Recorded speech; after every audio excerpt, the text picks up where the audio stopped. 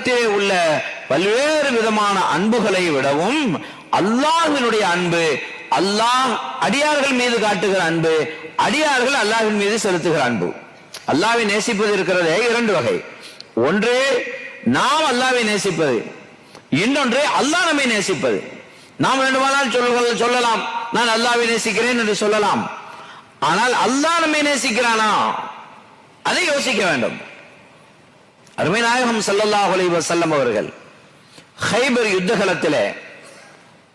யுத்தகலம் கண்மணி ஸல்லல்லாஹு அலைஹி வஸல்லம் அவர்கள் சொன்னார்கள், நாளை நான் ஒரு கையிலே கொடியை கொடுப்பேன், யுத்தத்தினுடைய போரினுடைய கொடியை. லவஅதயன்ன ராயத கதன், நாளே ஒருவருடைய கையிலே நான் கொடியை கொடுப்பேன், அவர் கையிலே அல்லாஹ் வெற்றியை கொடுப்பான்.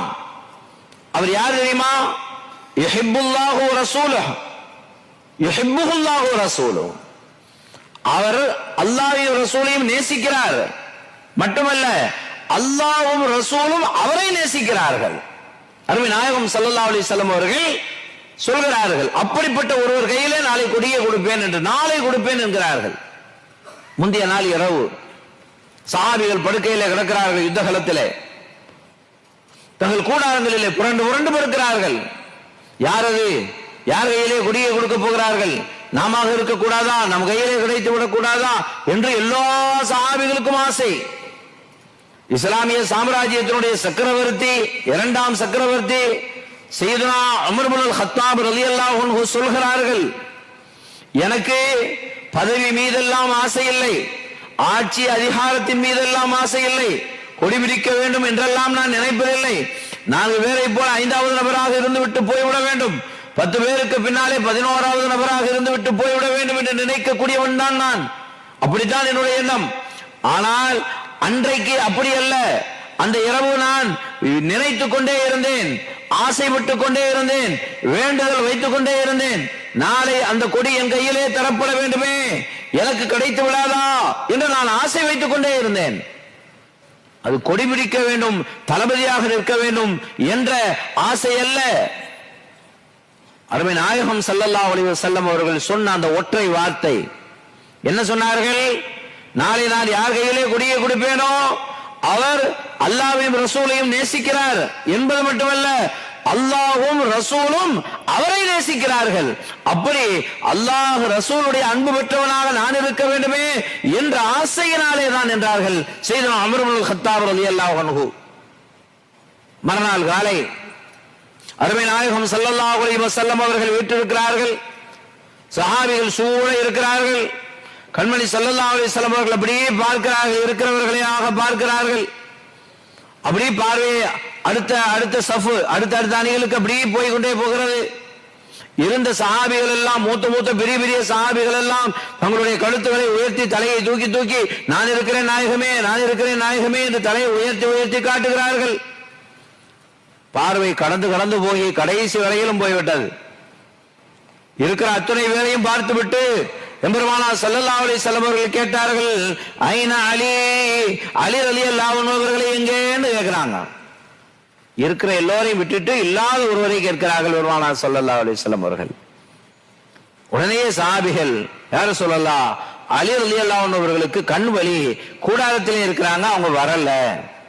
அதிலே கூட ஒரு ஆசை, அலி நாயகம் வரவில்லை, அப்படியானால் அதே இன்னொருவருக்கு கிடைத்து விடுமா, நமக்கு கிடைத்து விடாதா என்ற ஒரு ஆசை. அவர் வரல, கூடாரத்திலே இருக்கிறார். ஆனால் அருமை நாயகம் ஸல்லல்லாஹு அலைஹி வஸல்லம் அவர்கள் யார்? அவர்களுடைய நாவிலிருந்து ஒரு வார்த்தை வந்தால் அது மாற்ற முடியுமா? அந்த வார்த்தை திருத்தப்படக்கூடிய ஒன்றா? இல்லை. அவர்கள் சொன்னால் சொன்னதுதான்.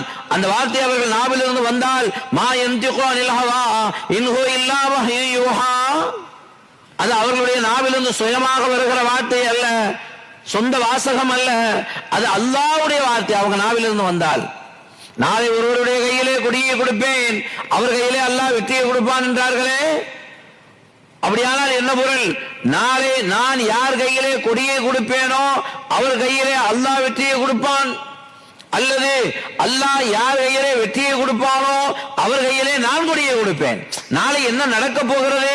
ஒன்று வெற்றி கிடைக்க போகிறது என்பதை இன்றே சொல்கிறார்கள். இன்னொன்று, அல்லாஹ் வெற்றியை கொடுப்பான் இவர் கையிலே என்பதும் முடிவாகிவிட்டது. அந்த ஒருவர் யார்? ஐனா அலி, அலிநாயகத்தை எங்கேன்னு கேட்டாங்க. அவர் கூடாரத்திலே இருக்கிறார், அழைத்து வாருங்கள் என்று அழைத்து வரப்பட்டு கண்மணி நாயகம் ஸல்லல்லாஹு அலைஹி வஸல்லம் அவர்கள் தங்களுடைய முபாரக்கான உமிழ்நீரை எடுத்து அலி ரலியல்லாஹு அன்ஹு அவர்களுடைய நோயுள்ள கண் வலி உள்ள அந்த கண்ணிலே தடவினார்கள்.